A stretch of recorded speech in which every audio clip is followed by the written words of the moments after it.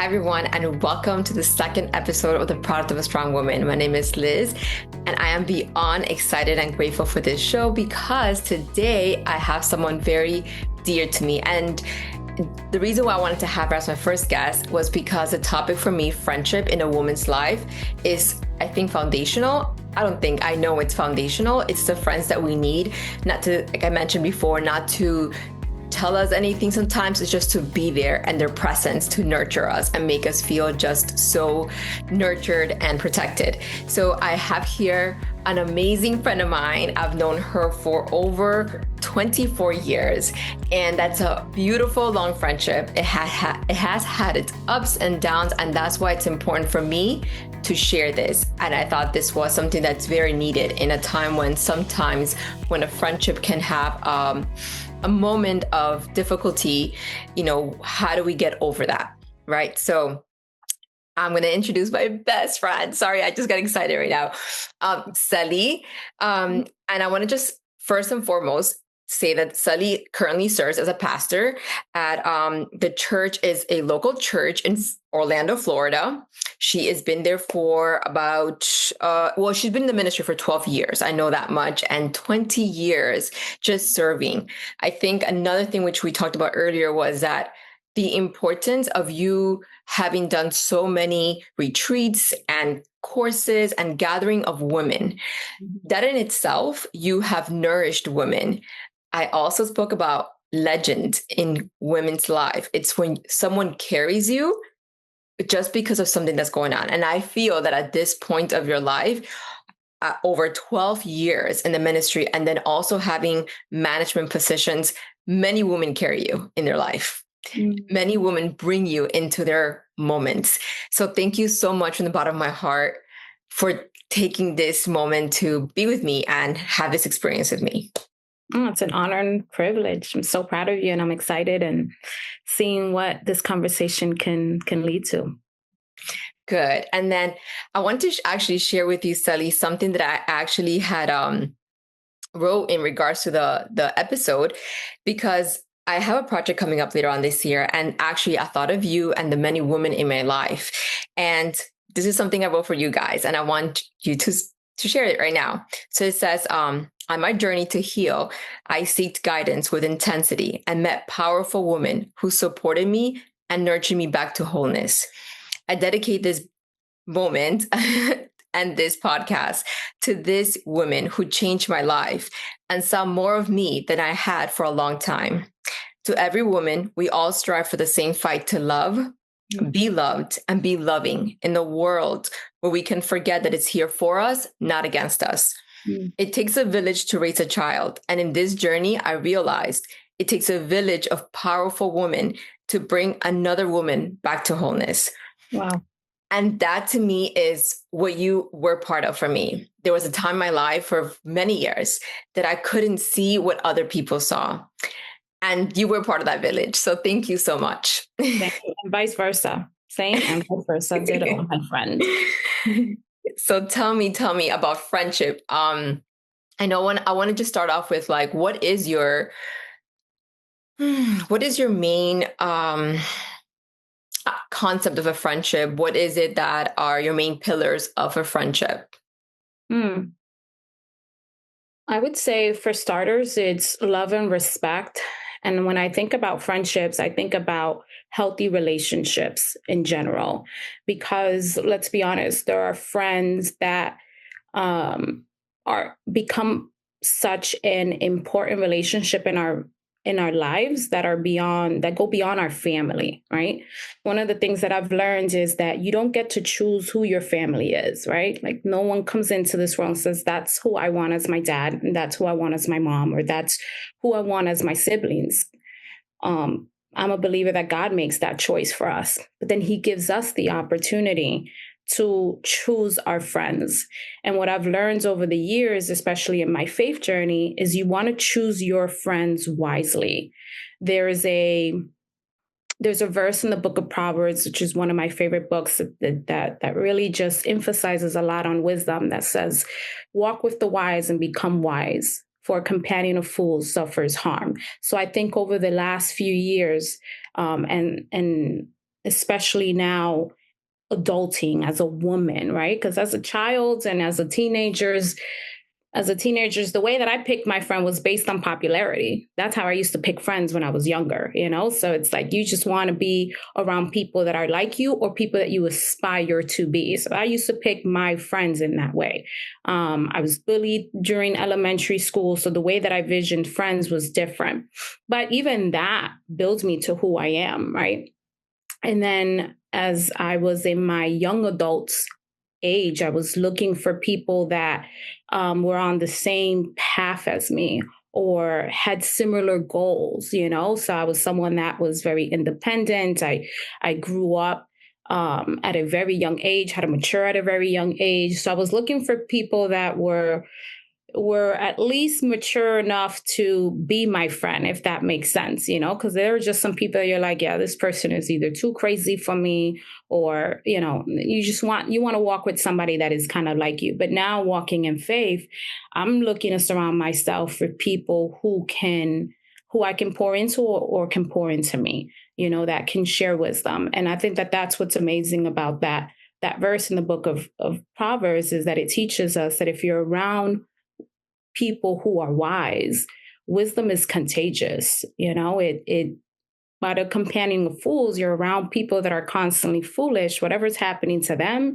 just by you being near them, you don't even have to make the same decisions as them. But by you being near them, whatever trouble is coming their way can affect you. And we know a lot of people that unfortunately have had to pay the price, very hard price, because of a friend. So I'm grateful that you've been a woman that I've truly respected over the years. I've seen you grow and you have shared wisdom with me, and I think vice versa. Yes, definitely. Definitely. It's been a journey. I heard you say relationships, which brings me to that. For me, friendships is just another relationship. And me, I love education. I love learning. And I love prefixes and suffixes. Like I'm learning with my kid right now. But I realized when I broke down the word relationship, re means repeat, lat means expand, shun is the action. So it is repeated expansion of yourself. So it's in different, whether it's our friendships, work, spouse, family, it's a repeated expansion of whatever we have within in that relationship. So when you said that right now, the relationship, I think that's something that when I have began friendships, I also have thought of like, what is it that I'm bringing here? Or that I'm having difficulties here? Am I having the same ones in other relationships? Right? Not just my friendships, but like other areas of my life. Because although friendships are, to me, they just feel like a place, depending on how the friendship has evolved, a safe place to just be and share. I feel also that a friendship can be the place where you're coming in, for me at least. I came in at the beginning trying to fill unmet needs. I realized that very early on. I came in looking for things that I felt like I didn't have. And it evolved to then having friendships to expand with, right? I'm growing and on a different journey. So it's like, it's just a different perspective as you grow older. And like you said, different paths, but grateful that we've been able to go through that different journeys. Like, that's crazy, like 24 years. Like, so the first part I wanted to take everyone in kind of a journey, because I think this is a time when I feel like friendship, especially with women, as we have transitioned from being like, the ones that stay at home, women that now go to work and just make so much money, to now transitioning to like we hear now the soft era, right? How can we be more now feminine, but still make money? But yet we're carrying our friends along in this journey, right? So I think it's really important to see how we're navigating that. So the first part I want to talk about is what built our friendship a long, long time ago, right? What was it that even made us feel that this is a relationship that will be a friendship that I can invest my time? Although we were quite young, but I feel like we just were very intentional, even though we were young. So I want to start off with you. I want to see what is it about our friendship very early on, or even later on, I guess, that you felt was a place where you wanted to build?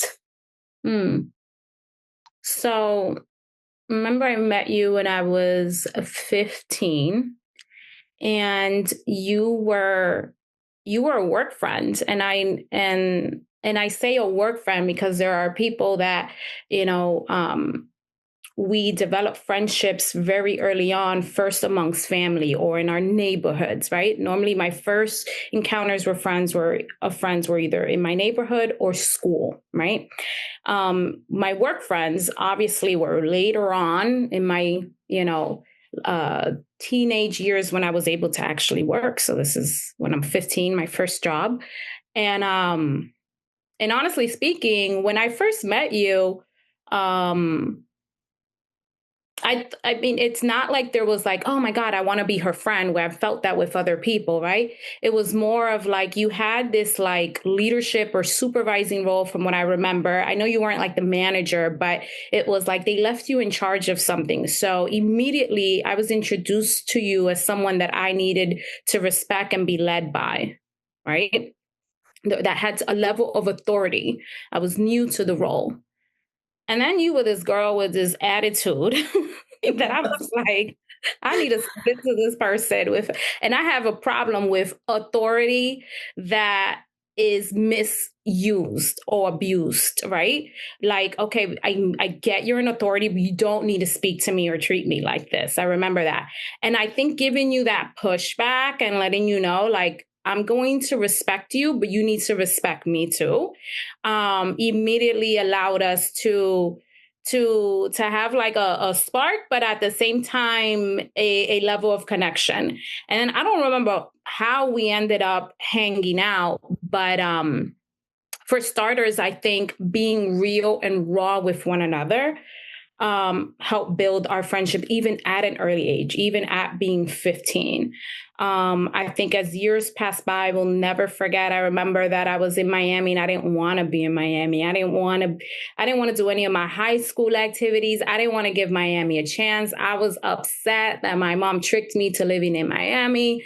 And I was in this place of a lot of brokenness where I needed healing from a lot of different things. I was extremely angry.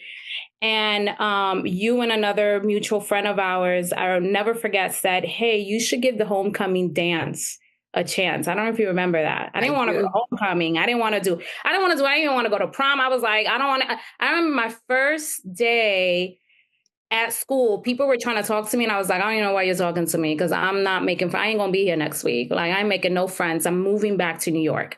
So and that's why I was working to make enough money to move back to New York. That was the plan. That was my goal.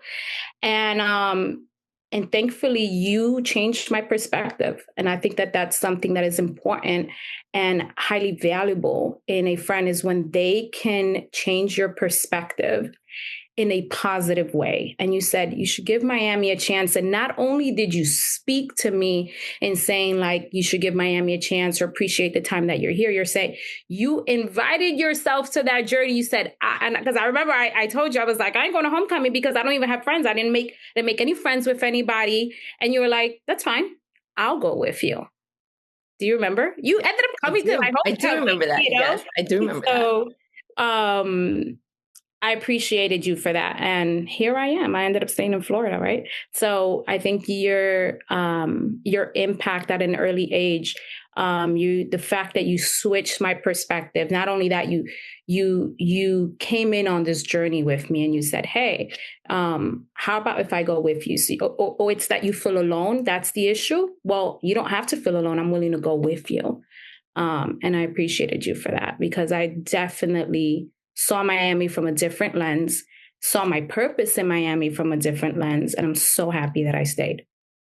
Yeah. Oh my God. And look at me. I lived in New York. I'm in New Jersey. Like, you're in Florida now. And I switched your perspective. Yes. Yes. Wow. That's so beautiful, and I'm just beyond grateful for this, because as you're like describing, like you were angry, you felt this. And even though I was very aggressive, right? And I think during that time, I was also like, my identity was very much on, I'm a strong woman, I'm this, like, and it's almost like, how crazy is that you were dealing with similar things like anger as I was. Mm-hmm. Earlier, though, I was thinking, I felt like you had a bold way to communicate. Mm. Right. So you came even though I was expressing my feelings, I was talking, but you were sensing my wall. Like, this is how it is. Like, no one talks to you, right? So I always felt like I had the bold emotion and then you had the bold communication. And I think I love the fact that instead of, like someone going and talking to somebody else and say, hey, look, I feel like she's being whatever, you came directly to me and you told me, like, hey, you can speak kinder to me, right? Or you can be this. That right there for me was like the spark that was like, oh, okay. Like wow, I didn't realize it back then. I look at it now and I see what made me actually bring down a wall, because I had walls that like, it was hard, you know? And the moment you did that, I related to you. Mm. Moment you did that, I was like, because relationships, it's what are we relating? There's something that has to be relatable here. We might not speak it, but we feel it. Mm. And I think at that moment when I somehow I learned, we spoke and you were telling about New York and I could sense your anger. And I was like, I guess looking back, I'm like, I understand that. I could do whatever I can to help you, because I've always been like, let's figure it out. Like, okay, let's figure it out, So, wow, I knew that was the beginning for us. For me, though, aside from what happened during that time, was that when I met your family, because your family came to Party City, you're very connected, very, not to say that my family wasn't, we just expressed it differently. That was it. Right. So I think what I loved was the fact that I saw so much joy, like joy. I mean, your dad is joy, like walking joy, and you did not change. I felt like you were the same person when you were at Party City, when you were with your family, when you were with me. And again, that gave me another reason to trust you now, to feel like, hey, I can trust this person. So for me, like the pillars, which I mentioned earlier, were like, if I can trust you, if I can feel safe around you, then the other things that could happen, we can work on, right?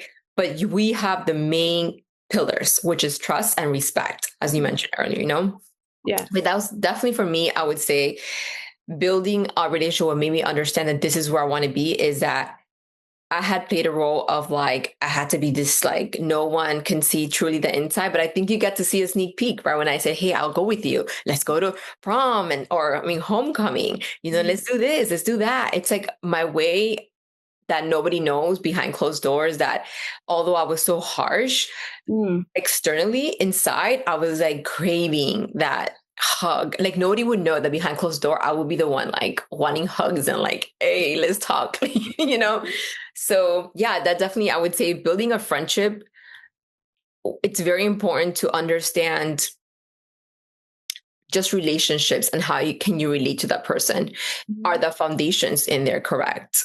Is the trust there from the beginning? Right. Is the respect there, right? Even though I came up harsh, you made it a point that is your value. And I was same, like I felt like that's very valuable to me. Okay, great. Like this is good. Let's keep going. Let me tone it down, right?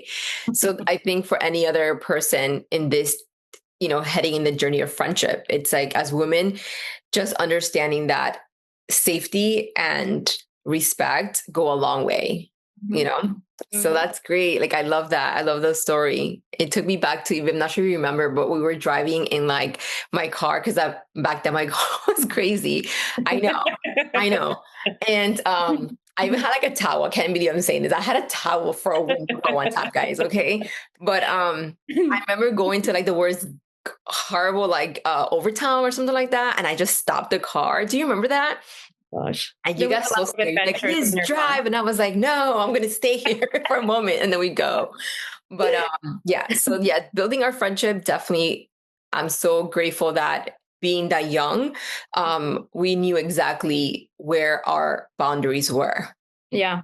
Yeah. So that's good to hear. Now, the next step that I want to take everyone on a journey on would be what tested our friendship. Mm. Because I think, like I mentioned earlier, I realized that for me personally, I mentioned to you that early on in our friendship, I realized that I was actually bringing in or trying to receive my unmet needs. Mm-hmm. Whatever I was lacking. So like even my boundaries being so harsh was because I felt like I had no control at home or what was going on. So I had to have control in other areas of my life. Mm-hmm. So therefore my unmet need was like, no, you need to respect me. You need to do this. You need to do that.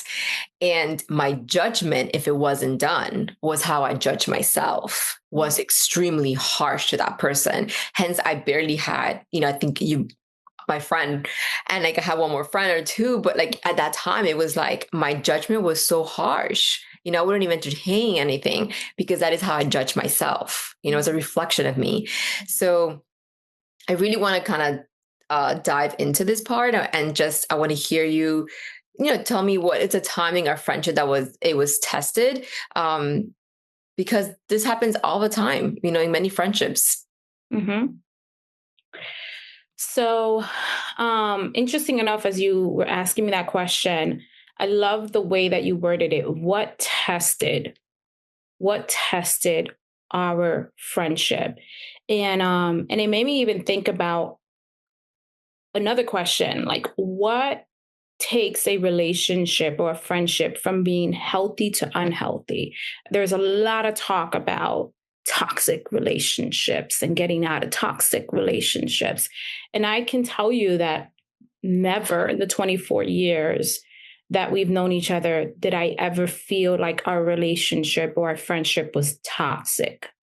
But I think that the reason why I felt that, although it could have been because you had unmet needs, right? Mm-hmm. You had brokenness. I had brokenness. We both had areas that we needed to heal and stuff that has happened, in our childhood. So we were hurting. And as they say, hurt people, right? So we could have easily hurt one another in a way that, yeah, it could have been a toxic friendship. But I think that the reason that it didn't become a toxic relationship is because I think it all starts with a test. And it was when our friendship was tested, we both cared enough. We both cared enough to fix, make arrangements, adjustment, apologize, do whatever is necessary so that we don't break this friendship. Mind you, there's a lot of people that I met around the same time as you, and I can't testify or celebrate that we are as close as you and I are 24 years later. Like I can count the amount of people that I have had 20 plus years of a friendship, true friendship, like very, very minimal people that I've allowed, even at this age in life, to stay in a relationship with. It's hard. And, there's a lot of people that just stay your Facebook and Instagram friends. But I think one of the things that really tested, at least on my end, I can tell you, our friendship was when you did something that was a trigger for me. And it was a trigger for me because it was something that I was dealing with my mom. And it was dishonesty. If there was one thing that I had very little to no patience with was people lying to me, especially to my face, because I dealt with that with my mom telling me, for example, I'll be home in 3 days and I wouldn't see her for 3 weeks, or saying I'm on my way. And it was like, she told me she was on her way at 1 o'clock and it's like 9 o'clock at night, and a lot of things that, that's part of her and I's testimony that she had me do at a young age, where I had to even lie to my dad about a few things. So just anything with dishonesty was a trigger for me. So when that started to spark out in you, where I felt like you were, and it wasn't that you were viciously lying. It's just easier to cover, right? An excuse and just default. A lot of people just default to over exaggeration or mixing a little bit of truth and lies because they don't want to take responsibility right away. So I think that when that started to happen, and I started to hear other people around us, mutual friends, say that about you, it bothered me. It bothered me that other people were saying it, and I didn't like that. I have zero tolerance for gossip. And it bothered me that that was true. So I think you and I just had that conversation, and I remember that that was a boundary that I ended up setting. That I was like, hey, there should be no reason why you don't feel unfiltered. I mean, I know I didn't say it like this. I said it in a very New Yorking ghetto. I was going to say every New Yorker way, yeah. It was not like how I speak now. But I know in my language, I was like, yeah, this in order. I think I even said something like that to you if I like. I have bad memory, but I remember, I feel like I remember stating a boundary without using the word boundary because I don't know what the heck that was. Of course, yeah. Age, you know, but I know that I said, hey, in order for you and I to be able to have a friendship, like this needs to stop. Like, I'm done with this. You've done this several times, you know, or like and it was a lot of that, like, I'm on my way or I'll be there or whatever. And it was just a lot of circumstances were always constantly, and a lot of it dealt with your family, obviously. And I know that that was a priority for you, you know, and family is priority for us. So it's just like, I wanted to let you know, I understand your family is a priority and it's okay for them to continue to be a priority, but like, I'm important too. So you got to find a way to balance that out. I'd rather you say, hey, I'm not going to make it than to tell me you're going to make it and leave me here waiting for you. You know, yeah. But you tell me, I think you understanding that and caring enough to say, yeah, I need to work on this and actually working on it is what helped us get over that. It's what I think that's the only reason why we probably passed, per se, the test or the many tests of our friendship, right? Yeah, no, I love how you even mentioned the fact that when anyone is going through a difficulty in their friendship relationship, the fact that you're coming in with, you know, hey, this cannot happen if you want to continue this relationship. Right. It's not like, I don't like this and I'm done. Mm-hmm. Or not even tell me what happened. Right. Just cut me off. Like, stop talking to you. Exactly.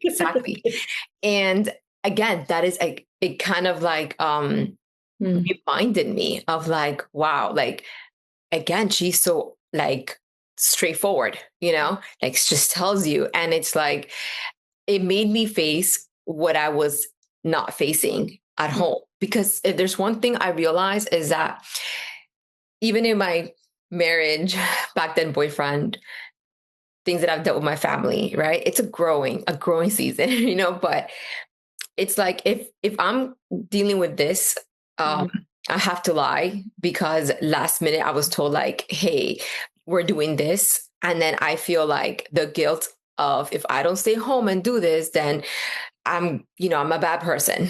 Mm-hmm. So now I have to like make up a lie or like cancel on someone, right? Because I have placed like a role, right? Like, this is family and this is my friend. That's actually what helped me now realize that I don't longer put roles on people. I don't treat people based on their role. Even that's what I do with my kids. You know, like when anything happens, when I have moments where I scream, I say, Abby, just because I'm your mom, it's not okay for me to do this. You can tell me, hey, mom, I feel like you're being disrespectful, but my role does not determine how that I mistreat you. So you doing that actually is kind of like, looking back now, you know, it was literally the moment of like, no, if it's not Sully, it's going to be another friend. It's going to be another friend. You're going to carry this. And then the worst part is like, I'm lying about dumb things. You know, I mean, not that my family's dumb. I'm talking about like most of the time. It's like, well, I can't make it because I don't know, some weird stuff. But in reality, I didn't have the vulnerability to say, hey, look, like my mom is doing this, or this is happening here and I can't leave. Or, I mean, I was in my 20s and I had real strict curfews. I remember when I moved to New York, I didn't have no curfew, but I had told this person, no, I have a curfew. I have to be home at 9, you know? So yeah, I I actually caught you in one of your lies with one of your exes. I think I caught you, or you just finished like leaving me a voicemail or something like that. yes. Yes. Oh my God, it was really bad back then. And I'm so grateful that it's such a beautiful the honesty from your end. Mm. And you know how we hear people like, oh, I just tell her how it is. Mm-hmm. It's going to be filtered through how what's going on inside, right? Because as you said, we were broken people back then, right? Mm-hmm. And we could hurt each other. Mm-hmm. There was a part of us that really truly respected each other. Yeah. And when you told me this in your New Yorker way, it was still filtered through respect, right? And then I had the opportunity to just kind of like break down a wall and just be like, hey, this is what's going on. And completely shift that part of me. So yeah, I was thinking the same thing too, in regards to a tested our relationship. Exactly that. Because it was more than just our friendship. It was more than that. It literally took a shift even in the way I dealt with my family, even the way I communicated, because I don't think anyone should be made to feel guilty. It's not like you're picking a friend over a family, it's like I dedicated my time here. Now I need time here. Right. Yeah. And I wanted just to ask you, we had left off in regards to what is it that we can share with other women that have had friendships and it's being tested? And how is it that we can what can help us understand that this is a friendship that we can move on forward, or this is a friendship that needs to kind of just, it took its course and we move on from it? Okay. I think that one of the things that I've learned is that as we continue to grow, we're constantly becoming someone. And I think that there's a big saying out there that says, tell me who are the 5 people that you hang out with, and I'll tell you who you are. And that testifies to how much of an impact relationships have in your life, and how much they have, and how much of an impact they have even in your identity and your character and who you're becoming. The question is not, are you becoming someone? It's who or what are you becoming, right? So I think it's a matter of like going back and asking yourself, with the people that you're constantly hanging out with the people who you consider your friends. And at least for me, I'm very selective. It's hard to be friends with everyone.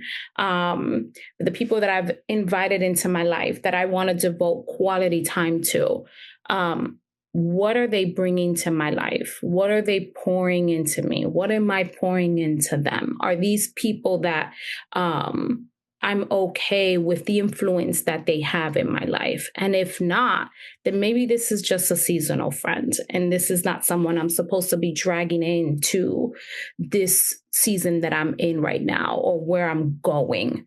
It goes back to that verse in Proverbs that I love, that it's, walk with the wise and become wise. That's who I want to be. I want to be a person. Wisdom is knowledge applied. That's what wisdom is taking knowledge and experience that you have learned and applying it. We have 24 plus years of friendship that has been tested, that has been built over time, that we can testify as a healthy relationship today. And it comes with a lot of knowledge and experience. And someone in the next 24 minutes can decide whether they want to apply that into their life. And that's wisdom as well. You don't have to have a relationship or a friendship for 24 years, go through the things that you and I were tested with or have gone through to apply wisdom. Wisdom is that. It's just who are you surrounding yourself with, that you can take some of this and apply it into your life. So I would say, to just go back and ask yourself, with the people that you consider as your friends, who are you becoming and what impact do they have on your life? And are you okay with that? Are you happy with that? Is that something that you see in your future? Is that something you even see in your tomorrow? Are they people that hold you accountable? Are they people that are honest, that are respectful, that love you for who you are, that tell you not just what you want to hear, but sometimes what you need to hear. These are not, the friendships don't always need to represent your family and your same culture. You were raised completely different. You come from a completely different culture. You were raised in a completely different city than I was. And I've grown to appreciate the woman that you've become, who you stand for, who you are as a mom, who you are as a wife. And I think that that's why we've continued to have the healthy relationship that we have right now. Yeah, I love that. I think I love the fact that you said, who are you becoming in this relationship, in this friendship, right? And it's not to say that the other person for me is like, bad or good. I know it's crazy. This comes from someone that was very, I always say black and white. I would say, no, it has to be this way or it's this way. And now I live I don't feel in that matter anymore, right? So to understand who am I becoming is actually not just for me, also for the other person, because as that person is still doing, let's say I didn't stop lying, about not doing, meeting or all the things that I was just lying about when I first met you. If I wouldn't have, if you would never approached me about that, then becoming, right? I'm going to still reinforce, because as you mentioned, life continues to, everybody is moving forward. Everything moves forward. Either you are evolving or revolving into the same circumstances, right? So it gave me a place to change. But if I wouldn't have changed and you would have stayed as my friend, then you're going to feel like, who am I becoming? This upset person or this person that can't trust? Now your trust is going to be really bad. And then me, I'm not changing my ways, right? So releasing a friendship at times is not just for one. I believe it's for both. Right. Releasing a relationship is for both, and just understand the journey of it from a loving place. And I want to even say this, now for me in regards to this part, I had such an eye-opening moment. I was at the hospital, my last job. And I know, I don't want to say I usually get in trouble, but I got in trouble, and I was sitting down after COVID, I remember, because as you probably know by now, I'm someone that I've learned to be more kinder in regards to saying what I feel, right? Remember, you have a bold way to communicate, have a bold way to express my emotions. But I remember sitting in the room HR, and it was me, it was my manager, the director, and HR director. And for some reason, I just stood there for a moment and I was like, wow, we are all women here. And, what happened between me and the manager is not actually the importance of it, but it was the fact that you could feel the tension in the room, right?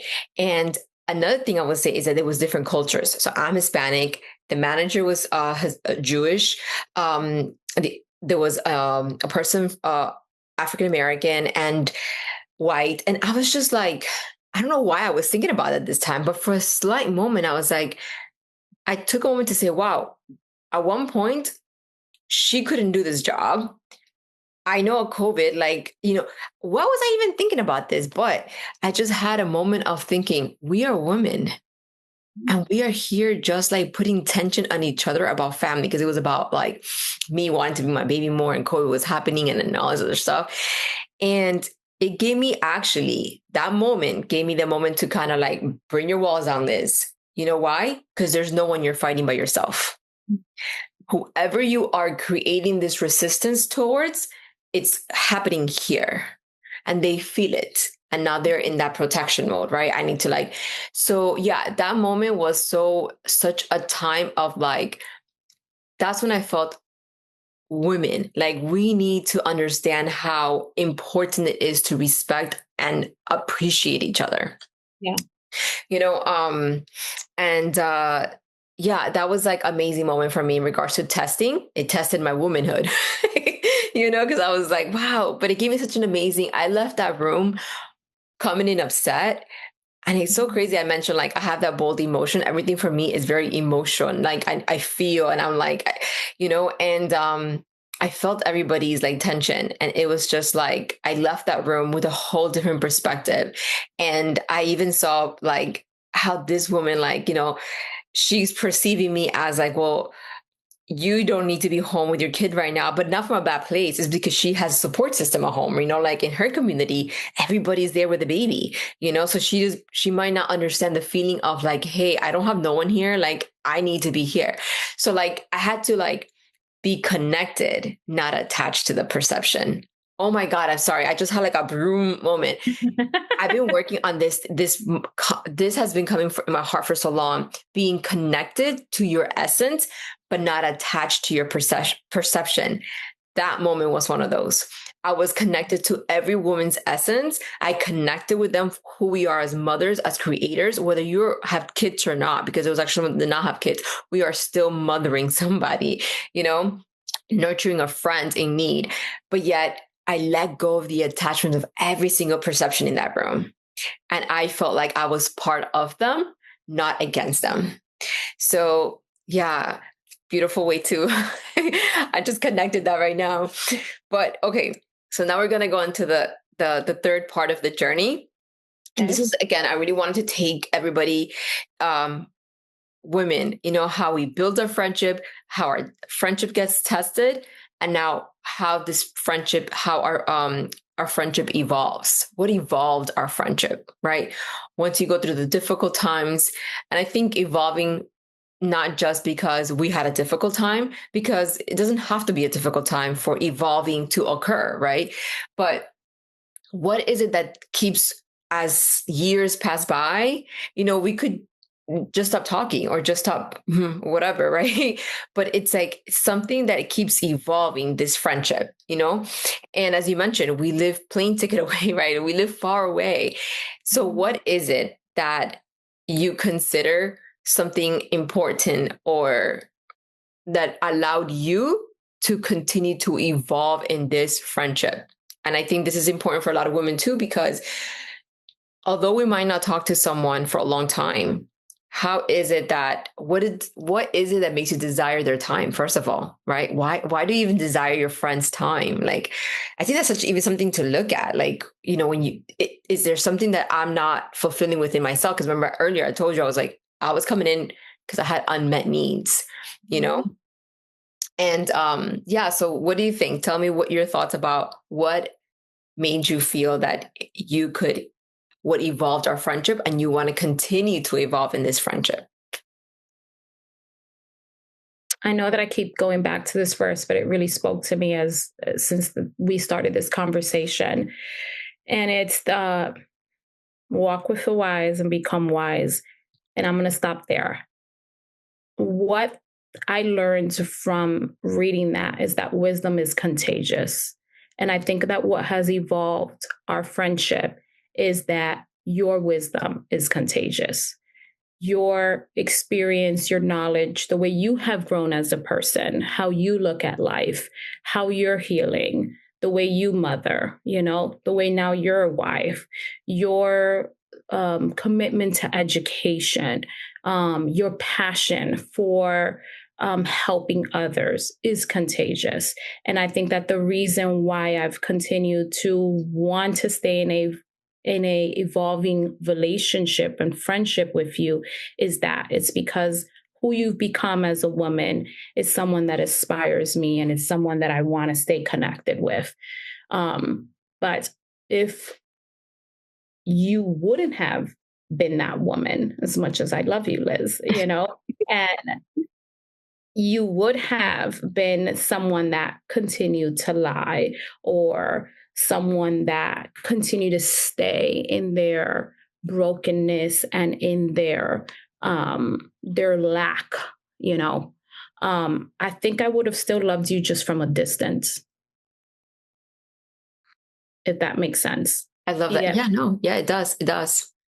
Because I think at least for me, where I was going and where I was and growing, not just going, but actually growing, I felt myself growing and being connected with people that were willing to do the things that I was doing as well, you know? So I think you cared enough, even though there was a lot that you still didn't have resources or tools, you know, and you didn't have all of the answers.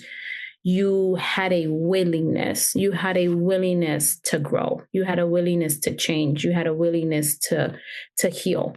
I mean, till this day, you're open to feedback. You're not someone that it's like, well, this is who I am, deal with it, or there's the door. It's like, oh, this is hurting you. Okay. You would explain your why. You know, you're speaking this way or reacting this way.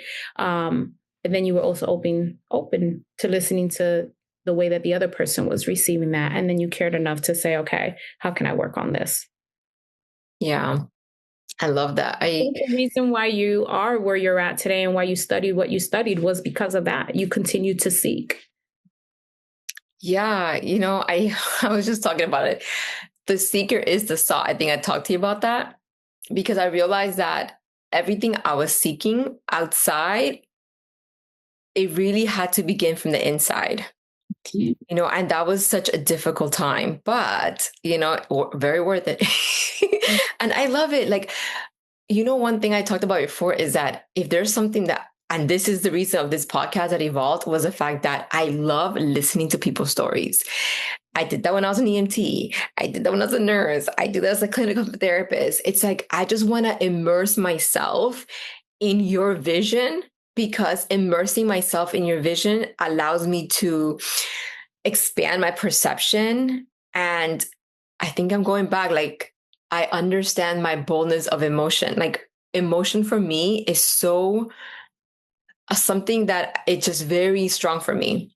Mm-hmm. So I can understand you through how I could feel you, and I could feel you when you share your story with me or your perception with me, So I want to share now what I feel like what evolved. And I think this is something so important as well, once it's tested and so forth. But how can we continue to nurture our friendships? Because yes, I'm married, I have kids, you are a pastor, like you do so much work, so much that we both do. Our lives are so busy that it's like, one thing I would say I love is the fact that every time we get on a call, it's not like, well, look who's calling now. No, like, I'm just grateful that that we have this moment to share. Yeah. Tell me that's not the hardest thing. I cut those people. They know. I tell them right away, if you're gonna call me and and we're gonna spend 5 minutes talking about how much time has passed since we talked, you're wasting my time, and we're wasting this time. So how are you? What's new? Let's catch up as far as we can go. And, I think that one of the greatest things about good, healthy, mature friendships, those that last, is that it's respecting that we're in different seasons of life.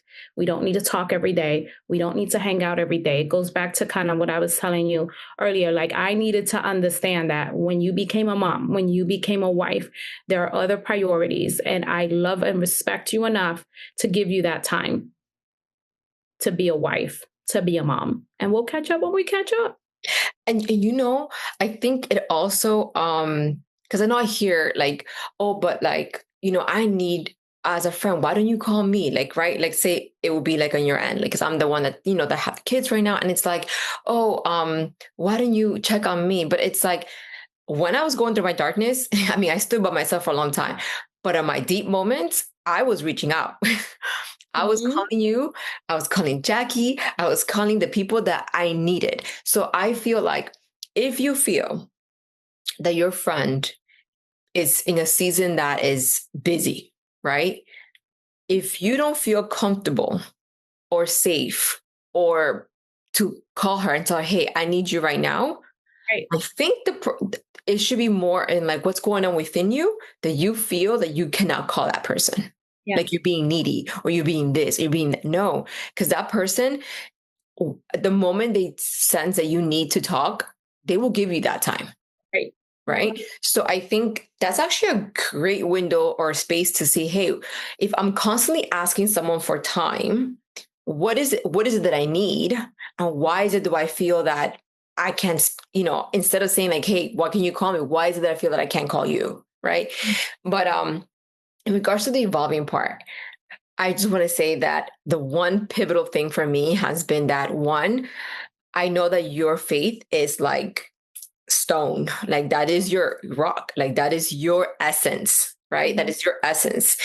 And because that is your essence, my essence is different perceptions. But I love the fact that I've been able to evolve, and I've never felt like, oh, but this is the way things are, Liz. Or this is, spirituality or the way we see life. It's like I could come to you and talk to you about how I feel about my current spirituality. And I don't feel like you're judgmental. I don't feel the resistance of it. It's almost like, wow, okay, I get it. And this is where I stand. Right? So it's like the respect that we have for each other to allow ourselves to express our faith in however it shows up for us. And I think that is a place where I feel that made me feel like, oh, I want to keep evolving, right? And I want to share it with this person because I don't feel judged. I don't feel like, because I used to, for me, like I used to go to church all the time and then I stopped and so forth, and how I live life now, it's like, you've never made me feel that I'm doing something wrong, So I think that's important to, I'm not sure how it is, with friendships, like, hey, if you don't believe in this, then maybe, how you say the 5 friends, who are your 5 friends, your 5 friends, I would say, look at their life and their pillars, their honesty, their respect, their boundaries, whatever it is that you consider pivotal, not their perceptions of how they should live life. Like their perception is their perception, right? But their core, is it good, right? Is it like what you feel it's important? So yeah, for me, I think it's important that one, every time I've called you, it doesn't feel like, I don't feel like I need to give an explanation, because you don't ask what you already know. Meaning, I love you. It's so funny. I told my daughter the other day, she asked me, Mom, would you love me? And I was like, Abby, you don't ask what you know. That was so harsh of me, right? I know. But then I was like, hold on. That was not the right way. Redirect.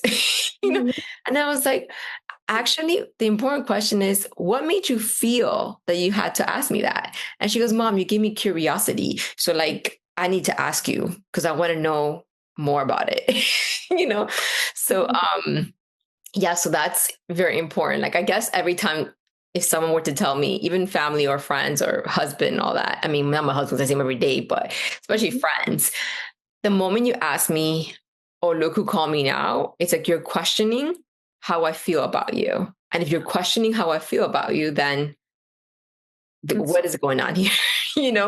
So yeah, that's one. And two, like, again, understanding your faith and respecting others to express themselves around you actually even talks highly of your faith, talks highly of what you are doing, because you are an expression of that. You're an extension. You're showing me what that is, right? So definitely that, I would say. What do you think?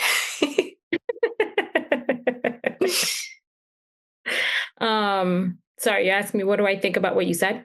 Yeah, in regards to like, the whole, well, we agreed on the calling thing, right? Yeah. On the calling thing. And, you being, like I said, your faith that's you, that's your essence. And still allowing for me to express my faith in my manner allowed me to expand want to expand this friendship. How do you feel about that?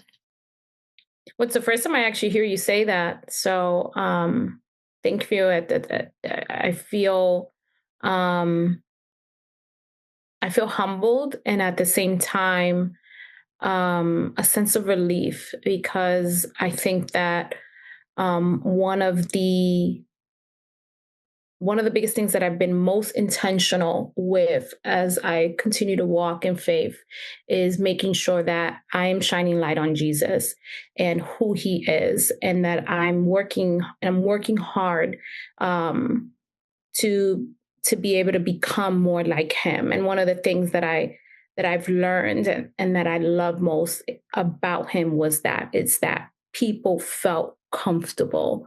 Even sinners, he was a friend of sinners, even sinners felt comfortable around him and didn't feel judged. I think the only people that he actually, constantly had conflicts with were the Pharisees, which because of how hypocritical they were, because of how judgmental they were, because they were the ones that had access to knowledge beyond what everybody else had, and they were abusing it. They were so traditional and stuck in their ways. They couldn't see beyond that. Thank you for sharing that. I'm happy to hear that as a friend, you've never felt judged. And you've known me even before, because I started walking in faith, in my mid-20s. I know it was like 2010 or something like that. And so you've known me before that. I call those, the people that have known me before that, I call them my BC friends, my before Christ friends. So me, you've been able to see me transform. You've been able to see changes in me, and vice versa, like I've known you before, Mom. I've known you before the professional woman that you are today. I've known you before you became a wife. So to be able to see, one another grow. I've seen you in your different, previous relationships. I've seen most of your friends. I know who your family is. You know who my family is. You even lived at some point with my family. Yes. So yeah, I'm just grateful that despite you knowing who I am, and seeing me even before my journey in walking with the Lord, that you can still say that you can feel that way is part of my testimony now. And I'm grateful for that. I'm grateful that you don't feel judged, and that you feel loved, and that you feel respected with where you're at, And so. Yeah, I'm grateful too. Believe me, that's why I'm still here, because even before your journey with you called it BC, right before Christ, but like I feel like your transition wasn't that like, it's just you've always had your core values. It was just shifted now into a different way of speaking it, of expressing it, of like doing certain things, But I think I've always just seen your core values. Like that's so important to me, So something I wanted to end towards the end now is that we hear a lot like I feel lonely. This is like the generation that honestly, like I homeschool, and I hear like, oh, how do you socialize? How do you socialize? And last year, actually, one thing that I worked on was connecting versus socializing. And to me, that is extremely important, because as we talked earlier about like when your friend is going through a transition, or you are going through a transition, and people say, well, it's a lonely place in the top, right? I don't feel like that. Like that's true. It's just that if you feel lonely, you're not even connected to yourself, right? Because it's like, for me at least, right? It's like, lonely for me now is like, I don't know. It's just, there was this past 6 years, what I would say is my deep, dark healing was the past 6 years. And I reached out to you, and I reached out to, like I said, my other friends, but there were many times where I was just like gone, for long, long periods. And it wasn't a place of loneliness, honestly. It felt more of a place of just trying to understand myself, trying to connect with myself. And that is something now that I'm trying to teach my daughter, right? Because when we say, oh, like it's so hard to find friends, it's so hard to find a partner, it's so hard to find this, but it's like, what kind of connection do you have with yourself? I feel like our relationships is a reflection of what's within here, right? So hence, you didn't allow this lie, you didn't allow this. It is a reflection of you. So, when I wanted to just talk about the fact that sometimes we hear like, oh, as I change, I think we talked about this earlier, outgrowing somebody, I outgrow them, or I'm going up and they're staying, I can't take everybody with me.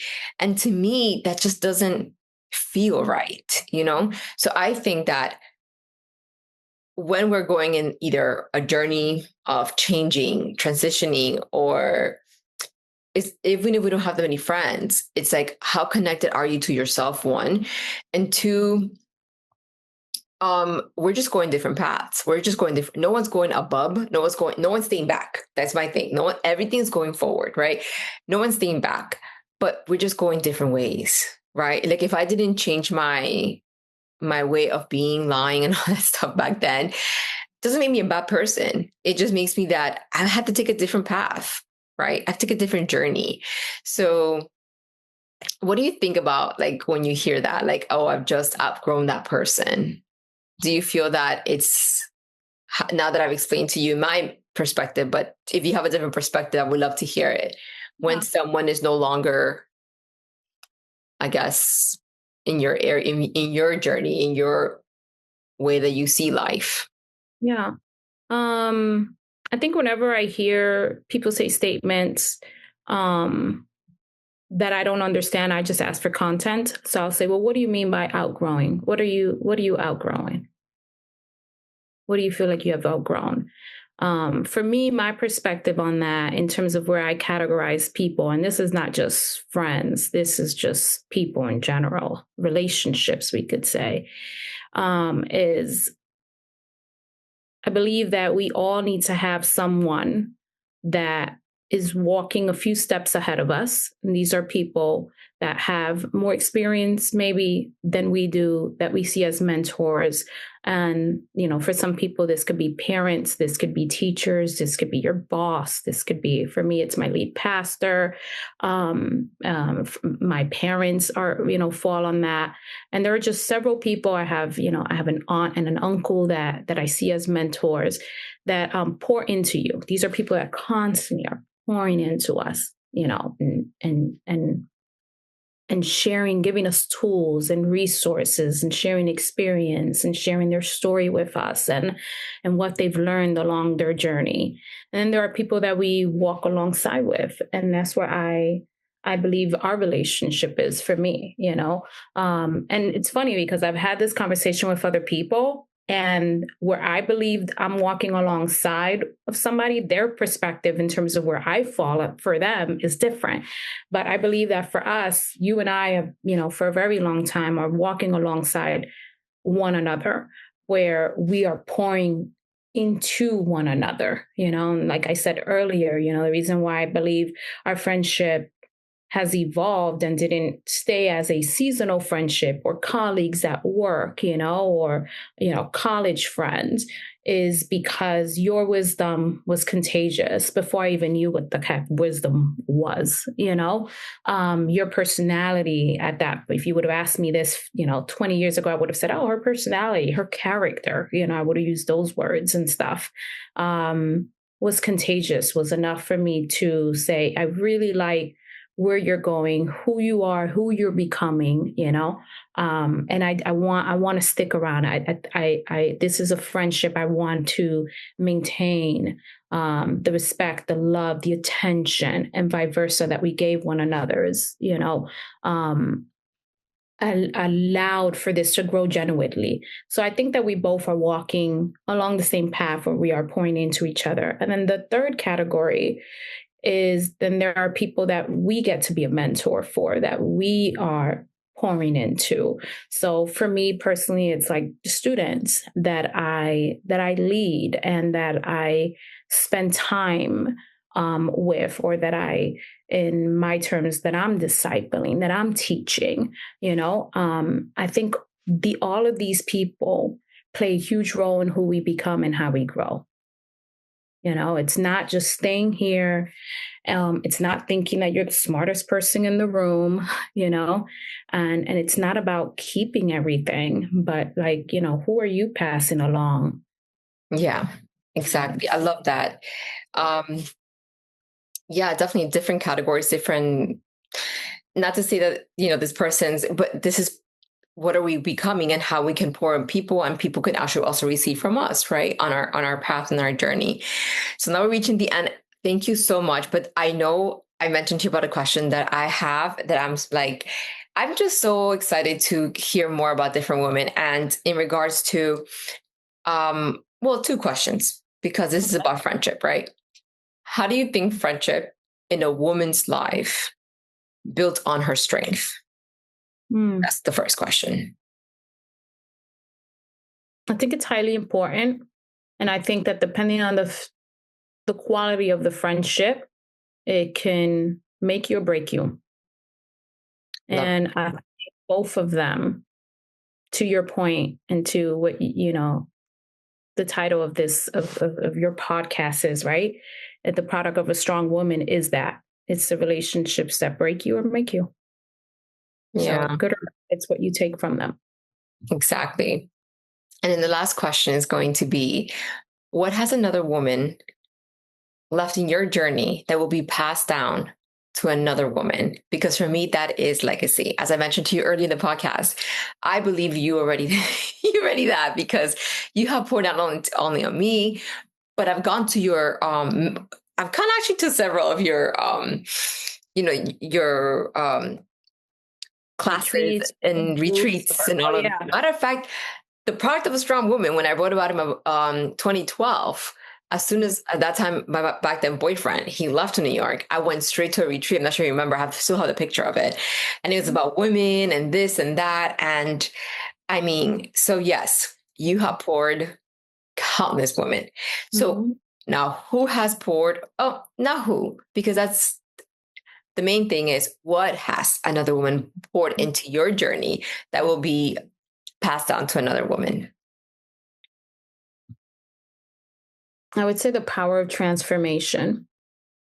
I think that witnessing at least transformation in my mom, particularly,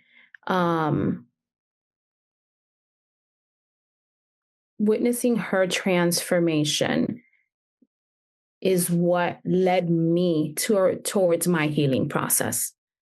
Witnessing your transformation, witnessing the transformation in the women, my sisters that surrounds me, is what I think I have held dear to my heart, and what I'm going to continue to pass along to people, is that there is true power in transformation. Transformation is possible. Romans 12:2 talks about being transformed by the renewing of your mind. And it's a decision you make to be able to, as we've been talking throughout our talk together, to switch the way you see things, the way you think about things. And when you renew your mind, you can be transformed. You can change.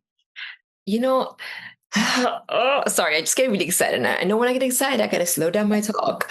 But power of transformation to me lies perfectly into, I know you had kind of talked about that before, but now that you say it, now we had that talk, I'm just like, wow, like your purpose, for me at least, that I feel, being that you're walking so diligently and so kindly, okay, into people's lives.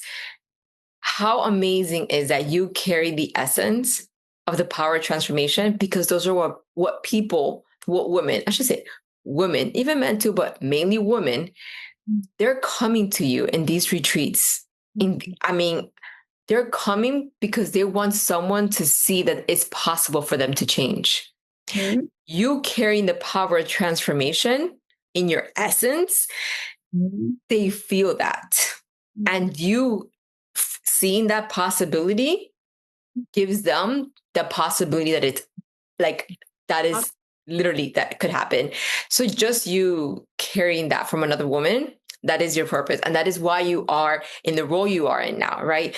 Pastoring and talking and doing all these services, because wow, what you have experienced now is literally the extension and the essence for the other women, So I think it's such a beautiful thing. This is what I'm thinking about, it's like, to me, like that is the woman, and I just want to finish off by saying that, as I mentioned earlier in the piece that I wrote, was that just as we hear that, it takes a village to raise a child, it truly does require a village of powerful women to bring another woman back to her wholeness. And that's what you do in your journey. And I just want to acknowledge you for that, because you did that for me and you continue to do that for many women, and at the end of the day, any resistance we have with another woman, for me, I've realized in that table that I talked about earlier, it's a resistance I have within myself, right? And that is why I say we are connected by who we are. There were women before us that couldn't even work, that couldn't even drive a car, couldn't do things. So I mentioned on my live, like, we are actually not walking in as our prayers, but we're walking as their answered prayers. And now we're paving the way for the women in front of us, right? Like, with that tenacity, the audacity to come into this lifetime and just be like, hey, I'm here and I see the power that you have to transform. I've seen it, I know it, and I'm ready here to support you. And I think that's a beautiful thing. And to anybody hearing this podcast, I want to say thank you so much. I am beyond grateful for our friendship of 24 years. And I desire this for every woman, because it is possible.